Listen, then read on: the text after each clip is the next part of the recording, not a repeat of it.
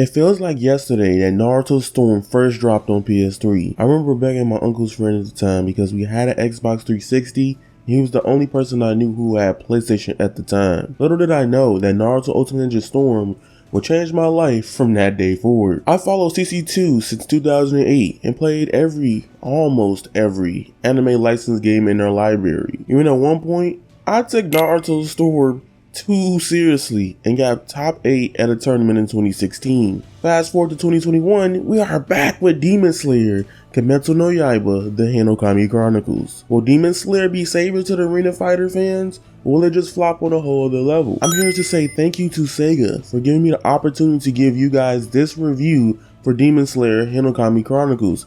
If you guys are interested in this review, consider hit the subscribe button for Demon Slayer coverage coming later today and in the future. Story mode. Demon Slayer Hinokami Chronicles story mode is a complete evolution from the CC2 games if you were asking. It's a way more cinematic, dynamic, and plus exploration rewards you, which I will talk about later, but via memory fragments, which are flashbacks of events that take place throughout Kimetsu no Yaiba. My only gripe with the story mode is that Tanjiro needs a walk button in certain instances. He moving too slow for me sometimes, and some are outstandingly exaggerated and crazy, and that's how you know Cyber Connect 2 has done their job with the story mode.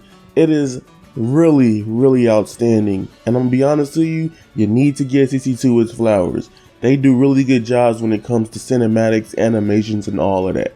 This story mode is a must play for anime fans. Demon Slayer Kimetsu no Yaiba The Hinokami Chronicles has a lot of content and ways to unlock items and costumes for each character. Oh, also to note, the game requires users to play through the story mode in order to acquire new characters to play as in the versus mode. You must also complete the story mode's prologue to unlock the other modes of the game, including versus mode. In Demon Slayer Kimetsu no Yaiba The Hinokami Chronicles, there is reward system like I stated earlier, but they're usually come in the form of Kimetsu points. You get Kimetsu points by exploring through the story mode and just playing the game in general in various places for the first time. This is used to unlock other characters as well, which I won't go into detail how to do that, but there's ways to unlock things without completing the story mode.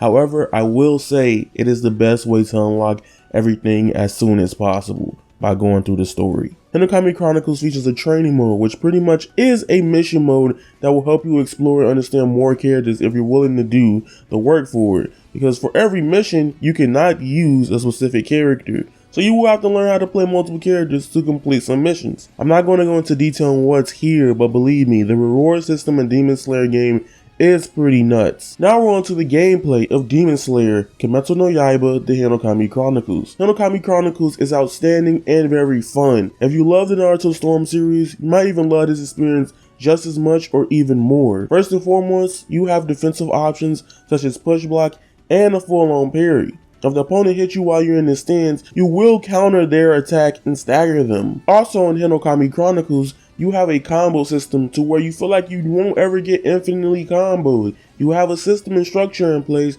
to prevent stuff like that compared to a lot of previous games in Cyber Connect 2's library, if you know what I'm talking about. This game is a 2v2 experience, and the way switching mechanics work in this game is pretty swag. If you want to switch characters in battle, the yellow bar is the support gauge. By pressing L1, when at least half of the gauge is full, you can call out your ally to assist you in various ways, which consumes 50% of the support gauge. If you want to completely switch characters, hold down L1 to do so with 50% of the gauge as well. Also, if you're stuck in a combo and you want to completely escape with 100% of the yellow bar of your support gauge, your character or your secondary character will jump out and completely save you from whatever combo. There's one mechanic from the gameplay that I personally have a little pet peeve with, but I do not hate. However, is the fact that in order to charge up this blue bar, you just have to stand idle. It's weird for me personally that I'm getting rewarded for not doing anything, but that's just me. A lot of people like it so far that's played it. I'm just not a big fan of it. Now we're on to probably the weirdest part of this game, the netcode and online. So I tested online with a couple other content creators, and I played with Goku, another anime game content creator, and seemingly it was okay. It wasn't the worst thing in the world, however, we do got some caveats. So I'll just give y'all some examples. So this is how Wi-Fi versus wired look. This is how wired versus wired looks. I'm not gonna lie to you, I'm terrified to see how people on both Wi-Fi matches could be. I'm in the Midwest and Glob is in Portugal, so for an anime arena fighter, this is kind of saying that I can even connect to him. A lot of games won't even let me connect, bro.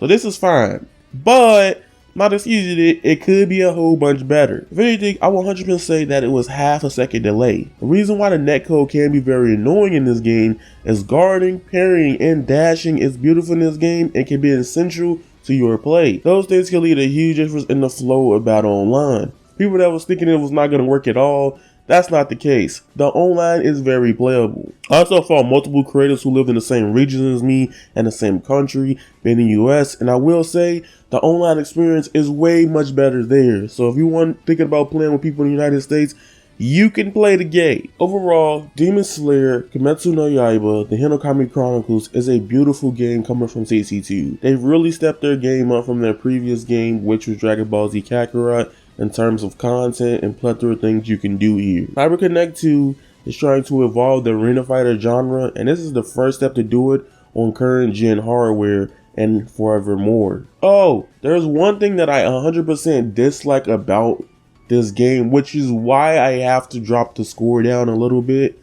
The game does not have online lobbies where I can invite up to 8 friends and stuff of that. Essentially, I think it's coming. However, we need to also communicate with them nicely that we would like to have spectator mode of this game. For people that don't know what I'm talking about, think about Smash player rooms or lobbies, arenas. Think of Dragon Ball FighterZ player match room. Think about Naruto Storms, you know, Endless. Things like that are very important to keeping the community alive and playing the game. Having more people playing the game and being able to watch it is good for you. And these modes are necessary for that game. And the only reason I can't give this game a perfect score is because the online is probably the weakest part of the game. Other than that, everything else about Demon Slayer Kimetsu no Yaiba The Hinokami Chronicles is dang near perfect. I loved every second of the story mode. Like, I can't stress this enough. The story mode is so amazing. I'm fanboy right now, real talk. Like, it's crazy how good it is. I'm so serious. I am appalled how good this game is, because generally when it comes to anime games, I don't even want to touch the story mode because I feel like they're gonna butcher it. But then again, CC2 always saves the day with that. That being said, it's your boy Avataryaya. Follow me on Twitter at Avataryaya_. Join my Discord in the description down below to get more info on the Demon Slayer Kimetsu no Yaiba The Hinokami Chronicles review, and ask more questions in the comments down below. And also, remember, you guys are golden, and that is raw. Squala, and once again, thank you to SEGA for giving me this review copy. And I'm out. Peace!